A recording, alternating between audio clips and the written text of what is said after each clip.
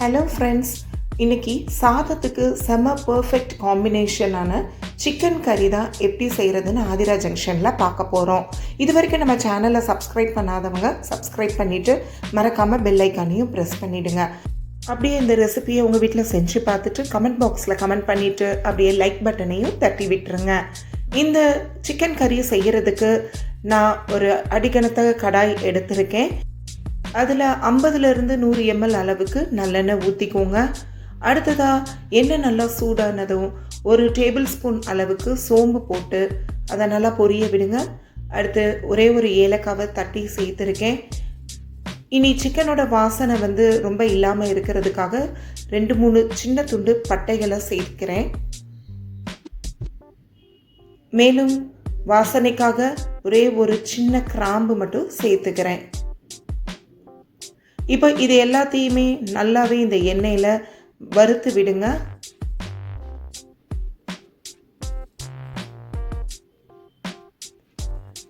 காரத்துக்கு 3 பச்சை மிளகாவை நீல வாக்கில் கீறி அந்த எண்ணெயில் போட்டுக்கோங்க. கொஞ்சம் நேரம் அப்படியே வதக்கி விடுங்க.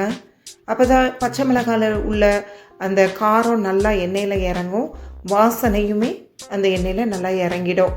அடுத்து 2 பெரிய வெங்காயத்தை நல்லா பொடியாக எவ்வளோ முடியுமோ நறுக்கி போட்டுக்கோங்க. நான் சாப்பரில் தான் போட்டு இந்த வெங்காயத்தை நல்லா சாப் பண்ணி போட்டிருக்கேன். நீங்கள் அருகாமனையிலையும் முடிஞ்ச அளவுக்கு நல்லா நைஸாக பொடியாக நறுக்கிக்கலாம். வெங்காயத்தோட நிறம் கொஞ்சம் மாறவும் நான் 3/4 டேபிள் ஸ்பூன் அளவுக்கு மிளகாத்தூள் சேர்த்துக்கிறேன். அடுத்ததாக 1/2 டேபிள் ஸ்பூன் அளவுக்கு சீரகத்தூள், 1 டேபிள் ஸ்பூன் மல்லித்தூள் சேர்த்துக்கோங்க.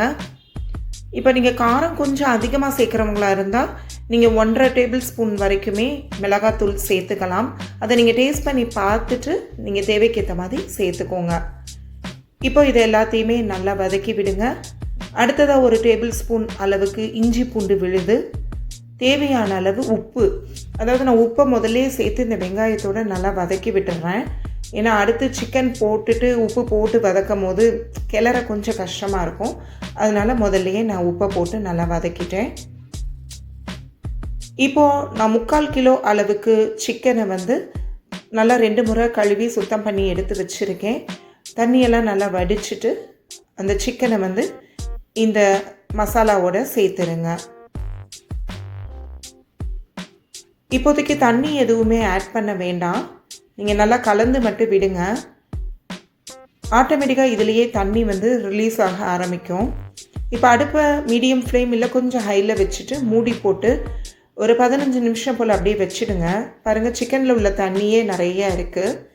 இப்போது நான் 3 பெரிய சைஸ் தக்காளியை மிக்ஸி ஜாரில் நல்லா கூலாக அரைச்சி அதில் ஊற்றிக்கிறேன். ஊற்றி ஒன்று போல் நல்லா கிளறி விடுங்க. தேவைப்பட்டால் கொஞ்சம் தண்ணி ஊற்றியும் வேக விடலாம். இப்போ ஒரு 20 நிமிஷம் வரைக்குமே நான் மூடி வச்சு அப்படியே கடாயிலே வேக விட்டுட்டேன். அவ்வளோதான், நம்மளோட சிக்கன் ரெடி ஆகிடுச்சு. உங்களுக்கு தேவையான அளவுக்கு சாறு வச்சுக்கோங்க. ரொம்ப வேண்டான்னா கொஞ்சம் இன்னும் வத்த வச்சு சர்வ் பண்ணலாம். நீங்கள் கடாயில் வச்சா டைம் அதிகமாகும்னு நினச்சிங்கன்னா குக்கரில் நீங்கள் போட்டு கூட வேக வச்சு எடுத்துக்கலாம். இப்போது உப்பு உரப்பு ஃபைனலாக ஒருக்க சரி பார்த்துட்டு உங்களுக்கு தேவையான கருவேப்பிலை, கொத்தமல்லி எல்லாம் தூவி நீங்கள் சர்வ் பண்ணிடலாம். இது சாதத்துக்கு செம்ம டேஸ்டியான ஒரு காம்பினேஷனுங்க. ஸோ மிஸ் பண்ணிடாமல் நீங்களும் உங்கள் வீட்டில் செஞ்சு பாருங்கள். மீண்டும் ஒரு ரெசிபியோடு சந்திப்போம்.